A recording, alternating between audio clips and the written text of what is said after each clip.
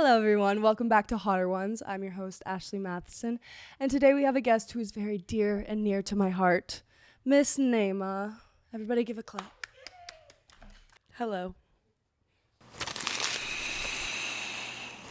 All right, Neiima, I'm very excited to have you on this podcast. I'm very excited to be here. Yeah, there's some tension, but it's all good.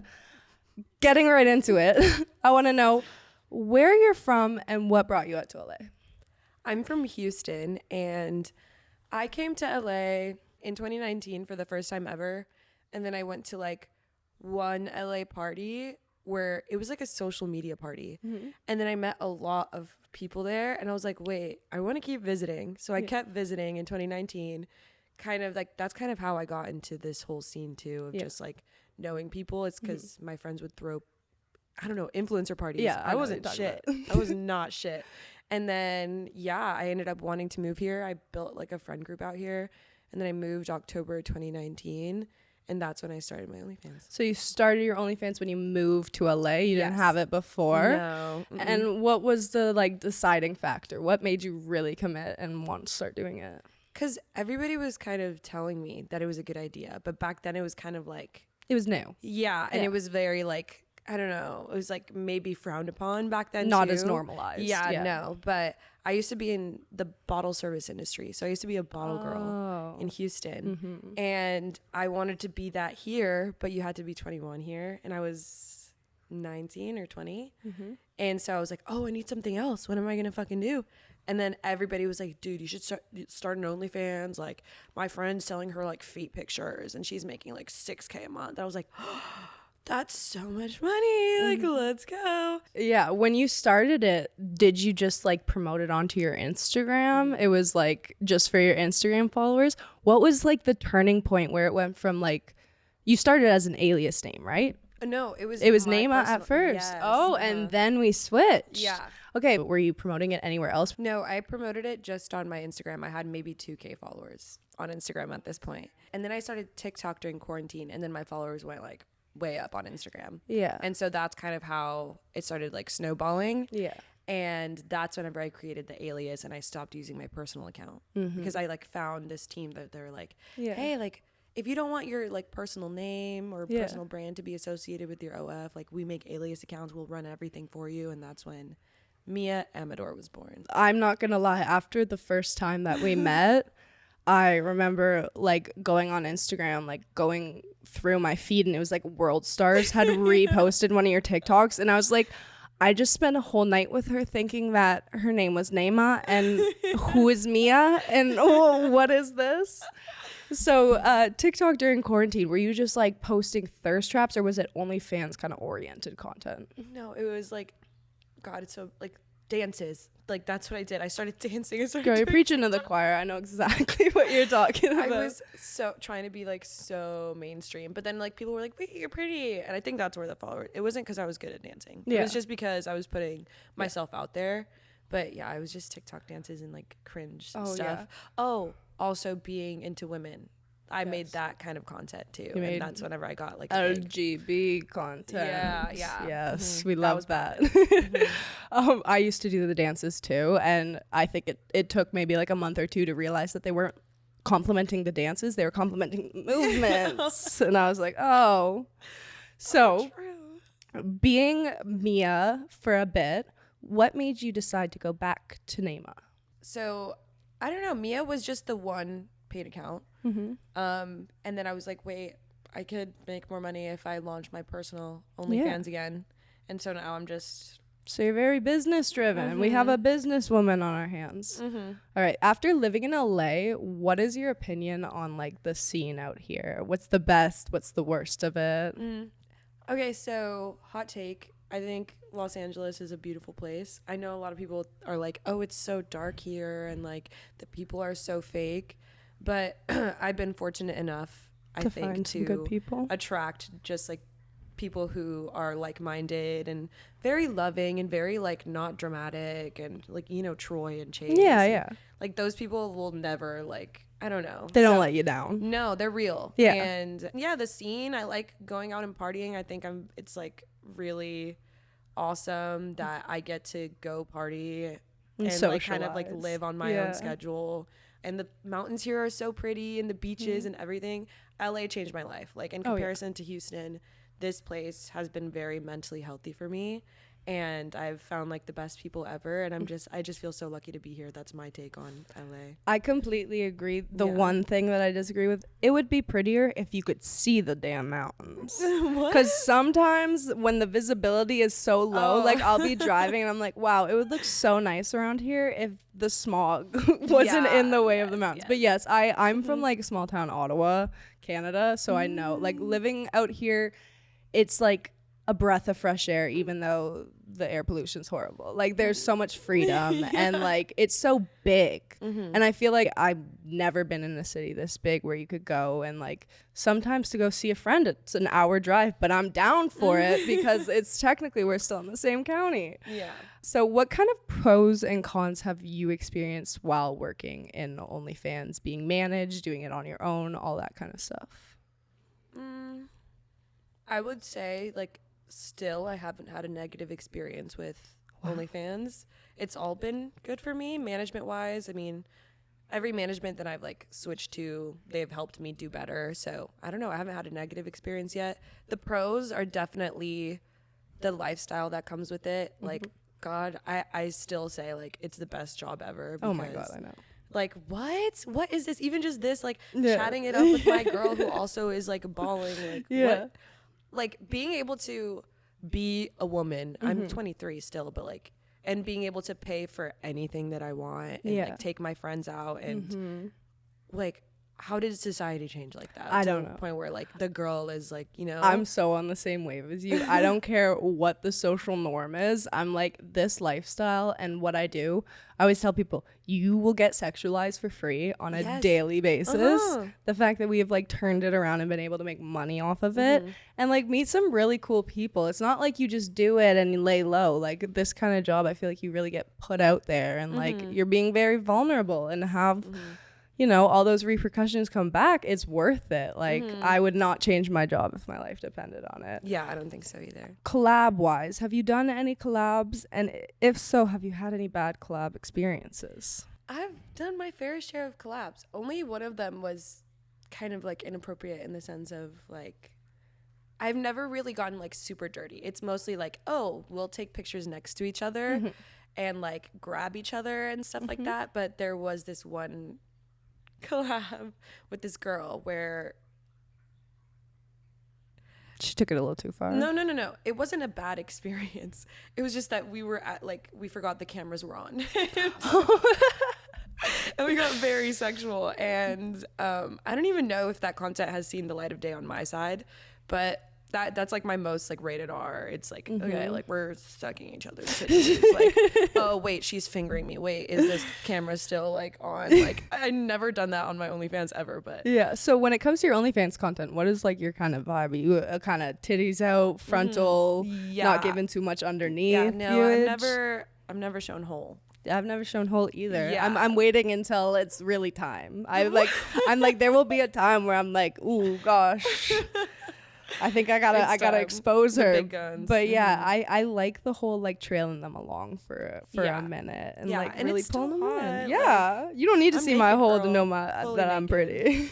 Yeah, for sure.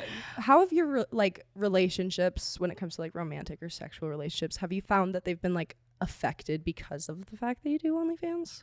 I am not a dating girl. Like I did have one relationship.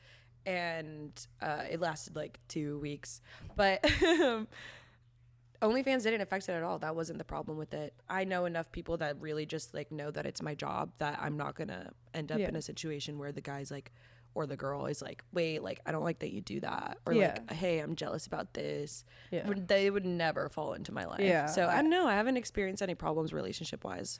And no, kind of following back on what you said, you're not a relationship girl.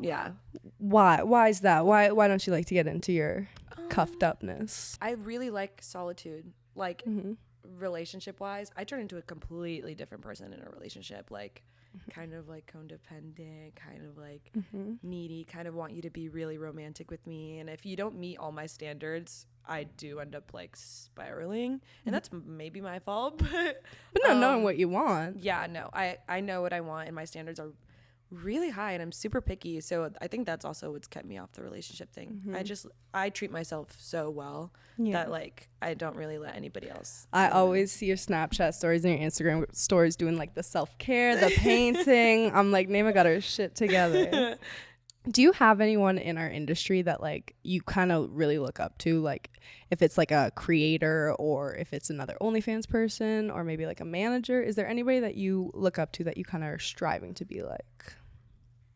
You know what's crazy? I didn't think I had an answer to this, but as soon as you asked it, Tana. Yeah. Tana is like, it's not just the fact that she does OnlyFans, is that she has not stopped. Like, she will make her $3 million in the month and then still fucking grind. Yeah. She doesn't get lazy. She's doing something every single day. And I think that's what I'm like, I agree with that. Why am so I not much. working? You know, we are partiers. Yeah. We are, but I'm nowhere near as productive as she is. I'll like shoot like 2 lingerie sets. I'm like, damn, I was productive today. And then I'll go and see what Tana's doing. She's like touring, then going to New York Fashion Week, then going back on tour, then filming her podcast. I'm like, damn. No, she's a grinder. Yeah. Like, I would say I do look up to her in that sense. I'm like, fuck. And her like, keeps me OnlyFans in check. content is fire. Mm-hmm. Fire. She knows how to work it in front of a camera. So when I first came to LA, you were one of the first, like you were definitely in the first group of people that I met back in 2020. And like comparing 2020 to now, I feel like LA was 2 different spots where everyone knew everyone at first. Everyone was friends with everyone. And now 3 years later, we're kind of all separated. Did you enjoy being in LA in 2020 more, like during quarantine when everyone was like hyped to party and like kind of breaking the rules a bit? Or do you like it now where like you have your set like foundations and like you have your schedule and like everything that you're doing is more organized? I like it all. I know there was like way more parties back then, and I was like I would say the 2020 me wasn't really me. Like, I was at the vault every day. What was I doing there? Why were we at FTB, like hiking up the driveway every fucking weekend? Like, why were we there? I don't know what I was doing back then, but it's like all we did, and it was really fun. Like, so many memories about so many people. But I don't know, I think I do like it more now where it's like we pick and choose now. We're not always seeing each because other. when we first moved out here, like we were kind of in the same scene, and I literally remember it was like 6 days in a row we had gone out to a party, and like everyone was always there, and I got so violently sick from like just drinking and staying out every night. And now when I come out here, I feel like every couple weeks there's a party and like we'll go hard, and it's fun for that. But like part of me has like some nostalgia. I miss 2020. Like it was new. It was so new. Yeah, even Huddy House, like even that era, I'm like always nostalgic about it, because it's like that's whenever I would see everyone I love. At least bi-weekly I would be seeing everyone, but now there's no like spot. Last time we were at Huddy's house, I don't know if you remember this, it was his Halloween party last year. You and I had a conversation for maybe like 20 minutes, and then at the end I think you realized that it was me because I was wearing a wig. Like I had a blonde hair wig, and you were like, oh my God, Ashley. And I was like, yeah, who did you think you were talking to, babe? Like I did my Pamela Anderson shit, and we were talking for a while, and I was like, why has she not grabbed my waist or something? And it was because you literally didn't know who I was. Oh, I don't remember that. You don't remember that? No, I don't. And that definitely means that I was sloshed. Yeah. Sorry. Don't even worry about it. Going back to our 2020 era, when we met, would you like to elaborate on our meeting story? I would like to elaborate. Oh, why don't you tell the folks? I don't even know what the origin was. Was it at Huddy's? No, do you remember Juve?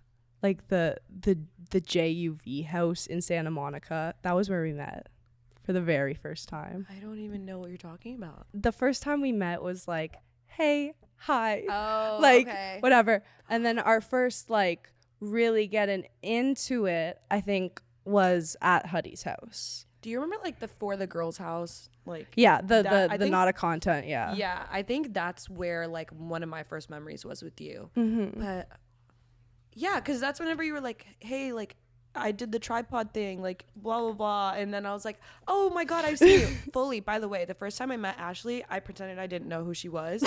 I was okay.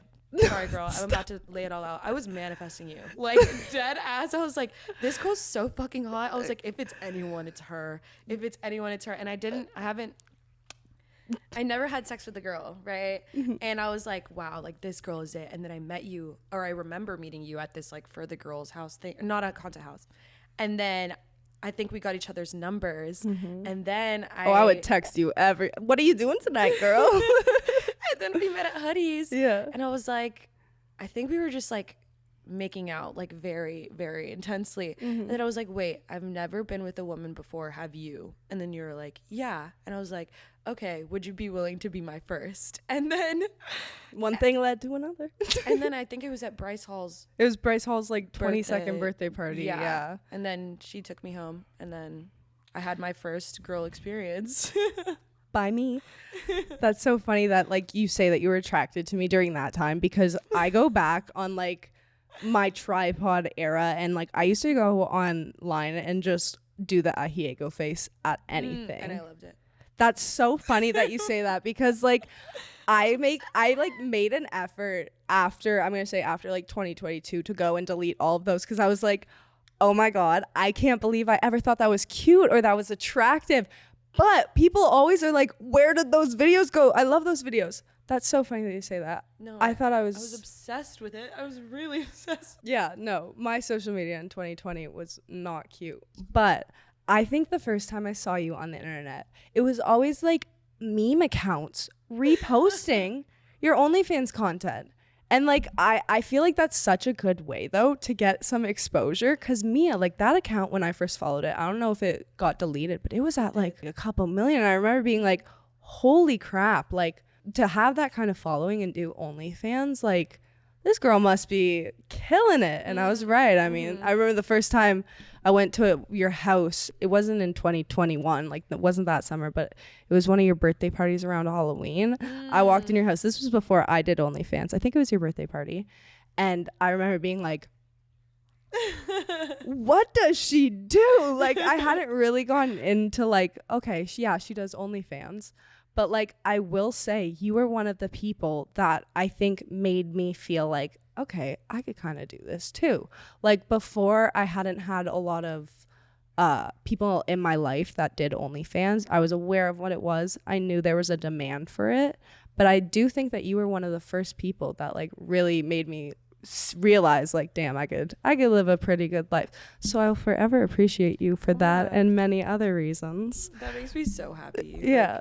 Like, I feel like, dude, anytime a girl hits me up to like, hey, can I ask you a question? I know exactly what it is. It's like, oh, like, can you help me with OnlyFans, or do you have any advice? Like, because I've done it for such a long time. Like my close friends love to confide in me and be like, hey, like, can you help me out with this? Yeah. And then all of them end up bawling. Like I love being kind of like the mother in that sense. Because OnlyFans, I feel like as of the last year and a half, it's gone from being like, oh, you do OnlyFans to like, oh yeah, you do OnlyFans. You know what I mean? Like it's a lot more normalized and all that stuff. And I think I was around the transition period, but like when you had started it, I don't even think it was well known what OnlyFans was yet. Yeah, you know what I mean? Like it was like, if you know, you know. But like if you were just say that to somebody, I don't think they would know. Yeah. So when you first started, were your subscribers like a lot different than the kind of group you have now, because there's just so much more people that reach your profile and stuff? Yeah, it was just a lot less of them back in the day when I first started. And now, I don't know, I've always had the dedicated Sims, like always, you know, the people who are very like, oh, like, will you meet me and fuck me? Like, hey, like, do you do meetups? Like, okay, I want your dirty underwear. Like, you know, I have the same dedicated like people. I wouldn't say they've gotten more intense. There's just a lot more of them now. Yeah. Do you do meetups with any of your subscribers? No. That's very safe. Yeah. Good idea. Like, do you do any of your weird requests that you get? Like, have you sent away underwear? Have you farted on camera? No. I do some custom stuff, but as far as dirty, I still haven't sold my underwear. I have always wanted to. I don't know why I still haven't. Every time I think of it comes up, I'm like, wait, why don't I do that? Even just my dirty socks. Like, people want that. People ask for that. And I still haven't sold them yet. I don't know. Do you like make a Depop for my undies? Do you get any like weird requests on your OnlyFans? And what is like the weirdest one you think you got? One that I was close to doing was like somebody wanted to pay me like $2,000 for like SPH, which is small penis humiliation. But the thing is, I was like, I don't know how to fucking do this shit. And so I did a bunch of research and they were like, hey, sometimes their penis is big and they just want to feel inferior to you. So they want you to call it small. But if it like, so it was just so specific. I had notes written down, everything. And then I was about to get on the call with this guy. And then I was like, sorry, I can't do this. And then I hung up. I couldn't. Like, I can't be mean. What do you mean I have to call your penis like tiny, like with my voice? Like, because I can do that in messages, but like, I know what you mean. Telling you like, hey, like your penis is, oh, that looks like a clit. Like, what, girl? The dominatrix stuff where they're like, I want to be like the submissive. I want you to be mad at me. Like when I go on live and stuff, they'll be like, I'm at work. You should tell me that I shouldn't be on your live. And I'm like, I'm not even trying to do it. You really should not be on this while you're at work. But what are your regular customs that you do? Like, is it just like saying their name type of stuff? Like, saying their name. Sometimes I write stuff on my body depending on where they want it, what they want written down, stuff like that. Kind of easy, just stuff. That's cool. Like, maybe I got to get into the body art stuff, writing their shit. I just literally, when it comes to like talking to them, I'll normally give them like a joy, like a JOI. And have you ever done this? Jerk off instructions? Oh, I haven't done that yet. That's where I like it definitely takes like it's so hard. If they were in front of me and it was like an actual like turn on situation, but I feel like a lot of the times what they don't realize is like I am sitting in front of a mirror speaking to myself, telling myself to stroke my penis, and it's just like a little weird. Like but I want to give them like the full effect. But I don't know why I'm so scared of like talking. What helps you with that? Literally having a drink, not smoking a bowl. Don't smoke weed before trying to film one of those because you only get more awkward. But yeah, no, having a drink before I go on live. Like I prefer to do it on live instead of just filming in front of like my phone. Like I go live a lot on OnlyFans. I don't know if I need to start doing that more. It's super fun. It's like, and like you could do like most of the time, I don't know about your OnlyFans followers, but they're not really always looking to be like turned on. Like half the time they just want to talk and like kind of get to know you. And I feel like you could connect really good with them through live, and like you get other people on your live and it's super fun. No, they're so sweet when I go live. They're always like so nice to me. I'm like, wait, why don't I go live more often? I know, literally every time I go live I realize I'm like I think it's just like my internalized hatred for men. I love men, but like a little bit of me is like, oh, like all of my OnlyFans subscribers are like, they just want me for my body and stuff. And then I go on live and I'm like, oh, no, they're so cute. Love me. No, they're so kind. Anyways, we're getting into my favorite part of our podcast, which I like to call Smash or Pass because I am Smashly. And basically, I'm going to ask the lovely Neiima some questions, and she is going to choose whether she wants to answer them or take a piece of clothing off. So, hopping right into it. Oh my God. Okay. So, have you ever had an OnlyFans related injury? No. No? No. Tripod. That hurt. No. Do you like do anything? Well, I guess if you're not like really filming porn, like do you do, and you're not filming whole, like it's just a lot of like photo shoots and stuff. Yes. And videos. And video. Yeah. That kind of stuff. So yeah, you don't get too hurt doing that. No. I'm like, have you ever gotten like, you know, when you wear the bras that are too tight for too long and you're shooting and then you take them off and you're like circulation, it's like an elastic around your body. Not a good feeling. What is your biggest no in the industry, like when it comes to people telling you to do stuff or just like your own personal boundaries? I don't know if I would. The first thing that pops into my head is like people telling me to do things before they pay me, because I've been scammed a lot. So that, I guess that's I used to do that on Instagram. They'd be like, hey, like send me this and then I'll send you this. And I'd be like, no, send first. And they're like, no, but you haven't sent me the product yet, so I won't pay. And I would fall for that all the time. So I guess that's the only no that I've experienced in the. That's so funny that you say that. I got blackmailed for 3 years maybe. When I was a minor, I sent somebody on Instagram pictures of me, and they found my mother's phone number and put it over top of the nude I sent them. Like blackmailed me with it for so long that I like kept sending them nudes. And then I think around like 16 or 17, I realized like I'm a minor. And I like told him, I was like, just so you know, I'm a minor. And the blackmailing stopped. Never heard from him again. But yeah, I know what you mean. Like you got to guarantee a payment first, otherwise. Yeah. I have a question. When it comes to sex, are you a lights on or lights off kind of girl? Like lights dimmed. Lights dimmed. I love just like a little ambiance. Like I still want to see you. Lighting. Yeah. But just not all the way bright. Mm-mm. We had sex with the lights off. We did. All right. When it comes to your head game, are you a spit or swallow kind of girl? I love spitting it out. I love not swallowing. Ew. No offense, but it's like I'm already gagging. I was just gonna say, tell me you like women without telling me you like women. All right. While we're on this or that topic, are you a full shave or a bush kind of girl? I like waxing. I just started waxing. You just started waxing? Oh, it's so good. Do you wax like the bottom? Everything. The whole thing. Is it called Brazilian? Yeah, I got a Brazilian. Oof. It's so, but it's so good. I know. You're just. I'm like, smooth. I like to keep the pelvis. We like to braid her hair sometimes. No. Oh, I keep my pelvis hairy, but like underneath, when there's hair down there, I'm like. That's not cute, but I like it to look like a woman's cooter, you know what I mean? Yeah. But then I see a shaved one and I'm like, no. For me, I just got into that look, so I'm like obsessed with it right now. All right. Describe how you lost your virginity to me, if you're okay with that. Yeah, I was 15. He was 20. And then he was my boyfriend. He was a freshman in college. I was a freshman in high school. You know, there's that. And then, a month into us dating, I was like really curious about sex. And so I was like, I'm ready. It's time.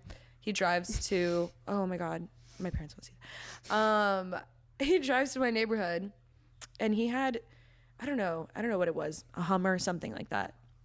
And then...